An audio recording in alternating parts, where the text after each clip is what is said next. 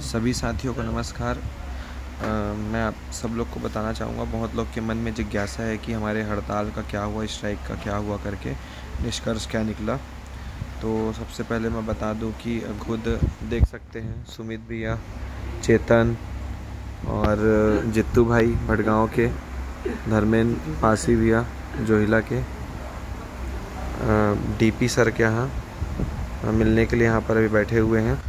और कल के जो हड़ताल जिसमें हम लोग 2 दिन से गेट जाम करके रखे हुए थे, तो उसमें टोटल मिला करके उसमें हमने आउटसोर्सिंग में जैसे कहे थे कि आपके यहाँ टोटल 897 ठेकेदार हैं, तो उसमें हमको एक एक ठेकेदार को एक एक जन को एडजस्ट करना पड़ेगा। तो उनका जवाब ये था कि हमारे यहाँ ठेकेदार जो हैं वो अलग अलग काम के हिसाब से होते हैं। जैसे कि उन्होंने उदाहरण भी दिया कि जैसे झाड़ू पोछा लगाने का भी ठेका निकलता है, रोड की यहाँ एसएसएल के अंदर कॉलोनी की साफ़ सफाई का भी ठेका निकलता है, और जो लैट्रिन बाथरूम सफाई करने का भी ठेका निकलता है, और भी ऐसे मतलब घर वर बनाने का भी ठेका निकलता है, टेंडर निकलता है।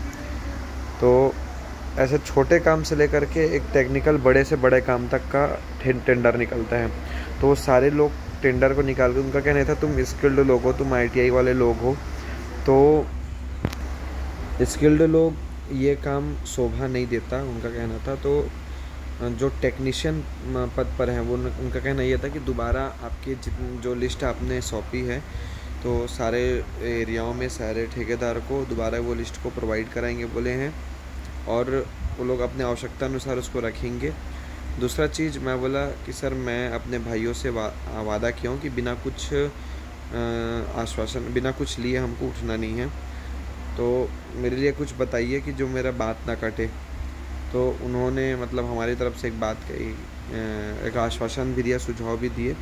उस सुझाव के तहत हम लोगों ने ये बात को रखी कि जैसे कि ज़मीन से लगे हुए जो कर्मचारी रहते हैं, तो कई लोगों को लोग रोज़गार नहीं दे पा रहे हैं, तो वो लोगों के लिए क्या करते हैं कि जो ठेकेदार हैं, तो ठेकेदार के अंडर वो लोग एचपीसी पेमेंट मान जो रहता है मिनिमम वेजेस, उस पर वो लोग को रखते हैं। तो चूँकि हम स्किल्ड लोग हैं और वो लोग का कुछ परसेंट निर्धारित रहता है, तो हमारी निष्कर्ष रूप में मैं ये बता सकता हूँ कि हमारी मांग में कोई भी नया टेंडर या कोई भी नया ठेकेदार आएगा तो उसमें 10% हम लोग को रखा जाएगा। और पहले तो मैं मांग 50% का किया था, फिर वो लोग बोले कि नहीं इतना नहीं करते, 5% करेंगे करके, तो फिर आगे बढ़ा करके 10% तक उतरे। तो कोई भी नया ठेकेदार या कोई भी नया टेंडर होगा जिसमें टेक्नीशियन पद की आवश्यकता होगी, उसमें हमको 10% रखा जाएगा। ये बात हमारे पक्ष में हुई है।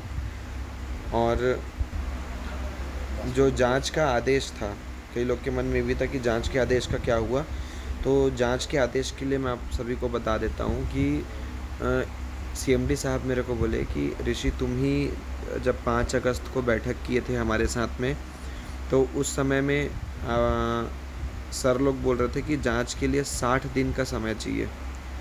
तो मैं उनका बात को काटते हुए बोला, मतलब सीएमडी सर बोले कि मैं उनका बात को काटते हुए बोला कि 60 दिन नहीं, इसको 30 दिन में ही जांच को करिए, ऐसे करके।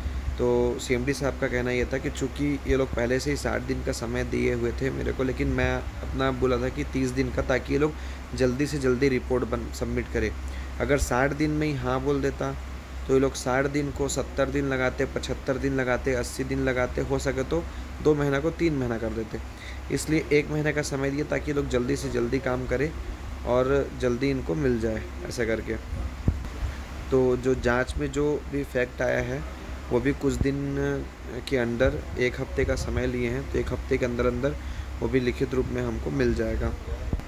और अंतिम में मैं आप सबको एक चीज़ बताना चाहूँगा कि मेरा सभी सब्सिडरी के जो पदाधिकारी लोग हैं, ईसीएल, डब्ल्यूसीएल, बीसीसीएल, सीसीएल, सारे लोग से बात होता है। तो हमारा मेन जो मांग है वो रेगुलर ही है। मैं फिर से आपको दोबारा बता देता हूँ, हमारा मुख्य जो मांग है वो नियमितीकरण, रेगुलाइजेशन ही है। और इसके लिए हमको उस एक्ट में संशोधन करना पड़ेगा, उस नियम में संशोधन करना पड़ेगा, तब जा कर के होगा। और ये नियम संशोधन इनके हाथ में भी नहीं है, सीधा दिल्ली के हाथ में है। तो दिल्ली जाने के लिए, लेकिन उसके लिए भी अनिश्चितकालीन हमको हड़ताल करना पड़ेगा दिल्ली में। वहाँ दिल्ली में अनिश्चितकालीन हड़ताल हमको करना पड़ेगा। तो ये भी कोई अकेले की बस की बात नहीं है, ये भी कोई अकेले की बस की बात नहीं है कि अकेला SCCL ही चाहे या अकेला BCCL चाहे या अकेला CCL चाहे। तो मेरा एक सुझाव ये रहेगा सभी साथियों से कि जैसे सब साथी एक साथ मिलजुल करके सब सिर्फ के लोग दिल्ली में आंदोलन का ऐलान करेंगे, और ऐलान करने के बाद में वहाँ पर, जैसे कि एक उदाहरण बता देता हूँ, 1 तारीख से ऐलान किए तो 1 तारीख से 15 तारीख तक SCCL वाले संभालेंगे, 15 तारीख से 30 तारीख तक BCCL वाले संभाल लेंगे, फिर अगले महीने की 1 तारीख से 15 तारीख तक CCL वाले संभालेंगे, फिर अगले महीने के 15 तारीख से 30 तारीख तक ECL वाले संभालेंगे, फिर MCL वाले संभालेंगे। ऐसे 15-15 दिन का जब कर लेंगे तो ये हड़ताल हमारा लंबा भी चलेगा, अनिश्चितकालीन भी चलेगा, और जब तक हमको रोज़गार नहीं मिल जाता तब तक इसको अल्टरनेट रूप में, इसी बहाने मतलब हमारा मतलब दिल्ली हम लोग को लगातार किसी एक के ऊपर बर्डन भी नहीं होगा, और जो मेन लीडर है वो अपने लीडर लोग के साथ में 15-15 दिन का समय तो निकाल ही सकते हैं। तो ये मेरा व्यक्तिगत सुझाव है, और बाकी आगे जैसा भी रहेगा मैं अगले अपडेट में बताऊंगा। सभी साथियों को नमस्कार।